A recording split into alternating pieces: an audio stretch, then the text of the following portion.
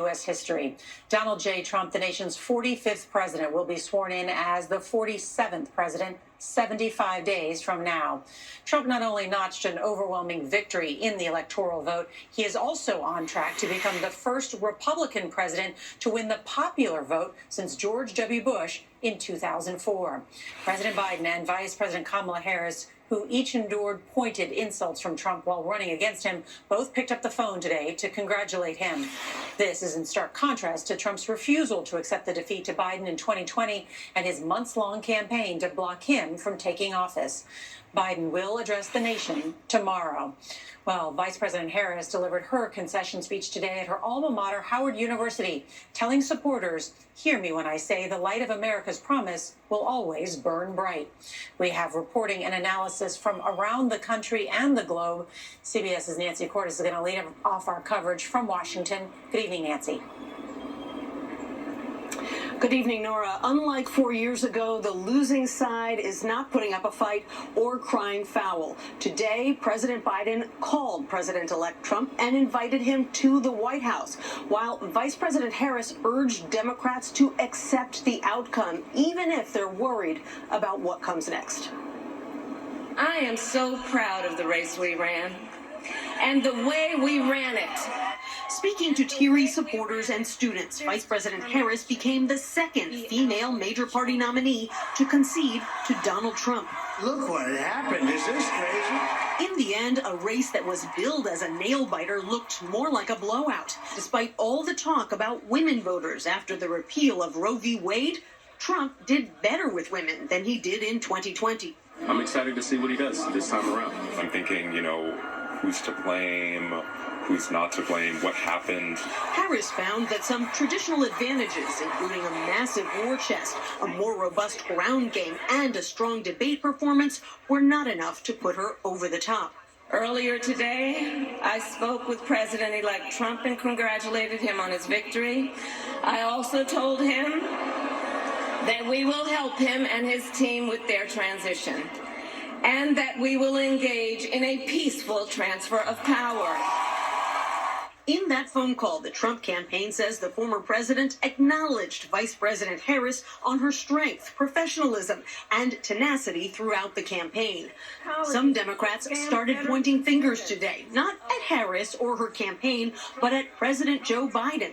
And I'm not going anywhere. Who chose to run for re-election only to pull out this summer amidst concerns about his age and acuity. Biden should have let everybody know he was just a transitional president. He should have let everybody know he was just going to do 4 years and get on about his business. Senior Harris advisor David Plouffe issued this pointed barb this afternoon.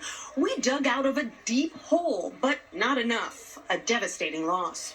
In a memo to the entire Harris team, campaign chair Jen O'Malley Dillon said the work of protecting America from the impacts of a Trump presidency starts now.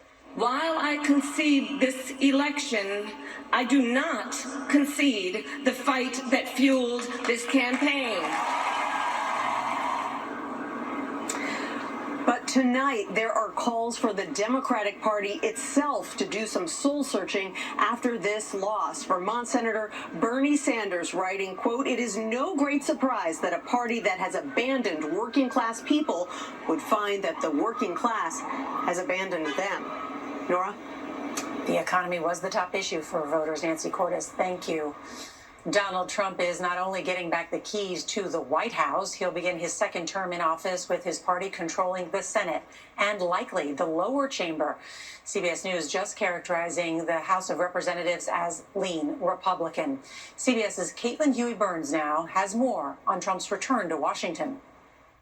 This was, I believe, the greatest political movement of all time. Former and future President Donald Trump making a political comeback unlike any other. This will forever be remembered as the day the American people regained control of their country. With an expanded base of support and, for the first time, on track for a narrow popular vote win.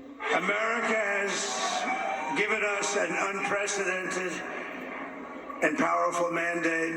That mandate includes campaign promises to impose tariffs on U.S. imports, eliminate federal taxes on tips and Social Security, replace Obamacare, and enlist the military to carry out mass deportations. I will govern by a simple motto: promises made, promises kept. Trump made gains among a wide swath of voters. They came from all quarters: union, non-union, African American, Hispanic American, Asian American, Arab American, Muslim American. Despite a campaign filled with false and offensive rhetoric. They're eating the dogs, the people that came in. They're eating the cats. Coming from the border are millions and millions of people that happen to be taking black jobs. His comeback was far from assured as the first convicted felon to win the presidency, with several other pending court cases and 2 assassination attempts. God spared my life for a reason. But his victory was fueled by voters' negative views on the economy and inflation and dissatisfaction with the current state of the country. It's time to put the divisions of the past 4 years behind us. It's time to unite. Trump now begins to build out his cabinet. His transition team will be based here in West Palm Beach, Florida, and they are already at work. Meanwhile, there are discussions underway between the Justice Department and Special Counsel Jack Smith about winding down the federal cases against the now president-elect. Nora? Caitlin Huey-Burns, thank you very much. CBS's chief Washington correspondent Major Garrett is with us again. He was with us all night and morning to break down those exit polls. Good evening, Major. I do have to say, this, we're told, marks the 11th election out of the last 13 where the country voted for change. What does the exit poll data show us? It's a great point, Nora. And one of the dynamics for democracies around the world in the post-COVID era is incumbent parties suffered big defeats. And for this election, if you were a change voter, you were a Trump voter. Those who supported former President Trump were voting, they said, 74% for change, 24% of Harris voters, status quo. Let me ask you, Major, Donald Trump's victory in 2016, that was fueled by white working class voters. This time around, he had support from many different demographics, right? Another excellent point, Nora. So elections answer lots of questions, sometimes for the long haul, sometimes temporarily. But let's ask one question. Could former President Trump enlarge his coalition as we came to know it? The answer, absolutely yes. Conservative voters, +5. White evangelicals, +6. Holding steady with white Americans with no college degree. Major Garrett, inside the numbers, thank you. We wanted to hear from you, the voters, about what Americans made of last night's results and what happens now. Here's a sample of what we've heard.